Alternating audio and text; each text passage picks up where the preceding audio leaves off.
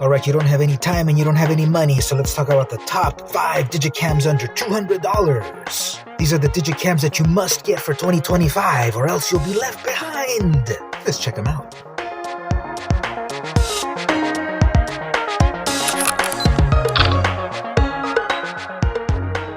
Now, one caveat, the problem with vintage digicams is that they require vintage memory cards. So make sure you get a small memory card, none of this 128 gigabyte stuff. You want to get 2 gigabytes or less. You'll be able to take hundreds of photos even with a small one, so keep that in mind. The other thing with affordability is that it's usually going to be the battery that costs you extra. These old batteries just don't really work like they used to, so you're going to have to get a battery and charger replacement over on Amazon and such. Keep that in mind. Starting at number 5, the Panasonic Lumix TZ1 is one of my favorite digicams under $200. Now, this has got some Leica branded glass. Leica is one of the biggest names in the world of photography, and here they lent their expertise to these cameras.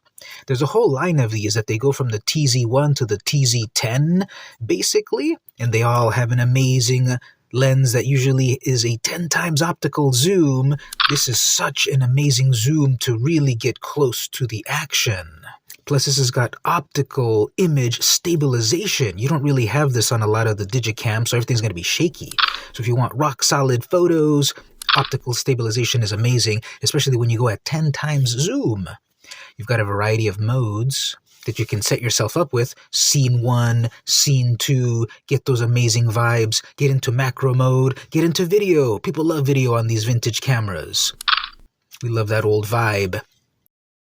And this is my number 5 top pick, the Panasonic Lumix TZ1. At number 4 is my vote for the Canon PowerShot SD800. Now, it's got a variety of names in a variety of territories, so you look it up in your own territory. But in the US territory, number 1, it's the SD800. This is part of the long line of the SD cameras that everyone wants, and some of these are pretty expensive now. We're going under 200 in this video, and this one is definitely under 200. It's one of the slightly older ones, but it's still amazing. It's also got a very tactile feel to it. Instead of buttons, this one still kind of relied on various modes and switches and clicky things. Just listen to that. Bliss. And the quick selection of landscape versus macro versus flash, changing your ISO to get all of that grain. It's actually noise, but all that grain, it's all kind of very tactile compared to a lot of other digicams. Mine's a little bit beat up. This silver here isn't as silver as it used to be, but that's okay because it's all about the image quality, which I love. The Canon image quality, their image science, their algorithms really create some great images straight out of the camera. Lastly, what I really love about this camera is the optical viewfinder. Most digicams rely on a screen, which is perfectly fine, but there's just something about old school photography vibe that I like about looking through the little viewfinder there to compose your shots and then taking it.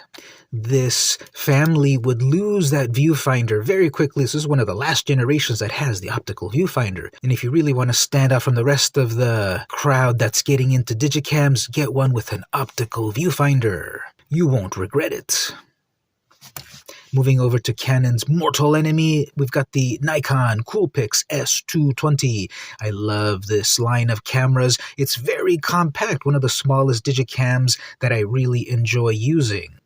Nice big screen on the back, so you can see when you take your great photos or video. A quick mode dial over here, again, to get into macro modes. Go to over or under exposure to get some really cool vibes. Selfie timer and flash.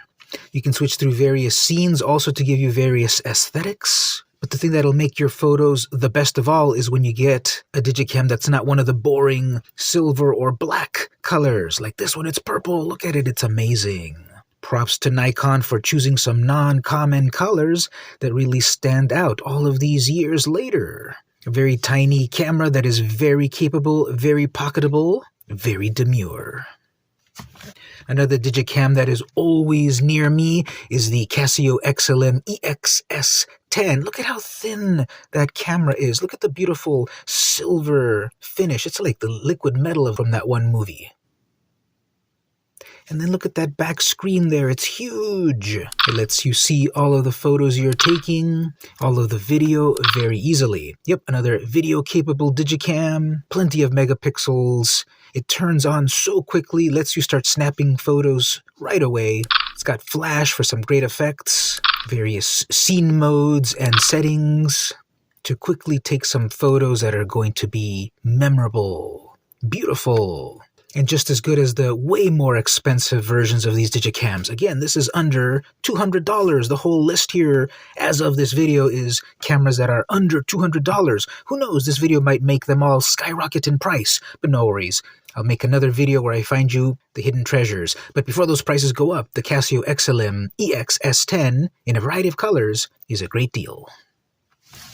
And the number one camera under $200 is not this Vivitar Opus 10, but this Samsung NV24 HD.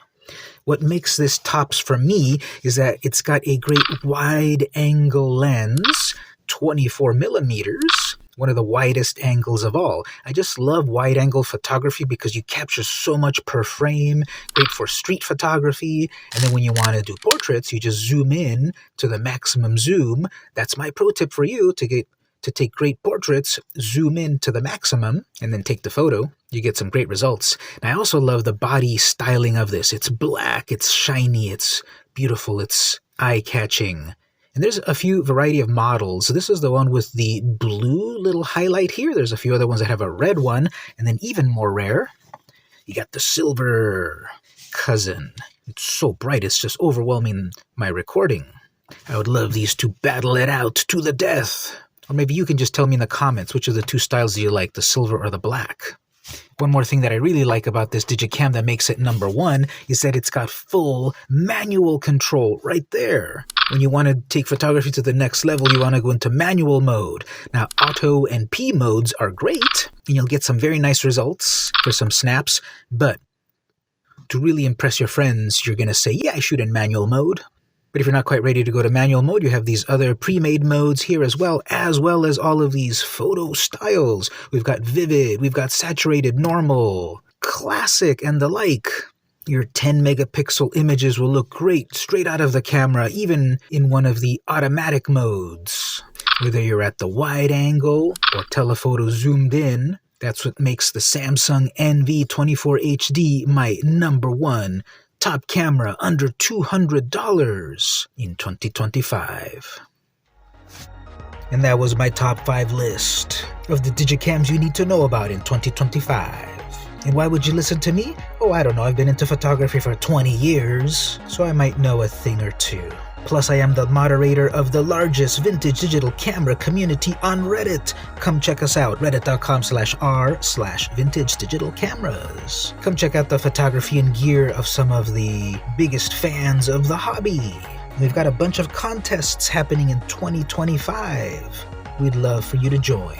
Make sure you read and follow the damn rules, however, before you partake. But now I'd like to hear from you. What did you think about my picks? Do you have an under $200 digicam you'd like to share? Tell me in the comments. Are you part of our Reddit community? Come join us. Are you a beginner to photography or are you old school? Tell me in the comments.